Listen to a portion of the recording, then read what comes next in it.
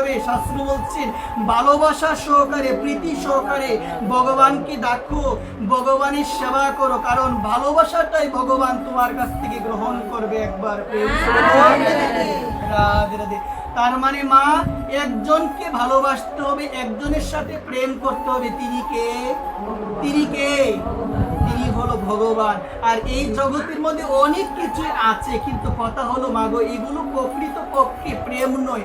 প্রকৃতপক্ষে প্রেম একজনের সাথে হয়, তিনি হলো আমার রাধা গোবিন্দ ভগবান।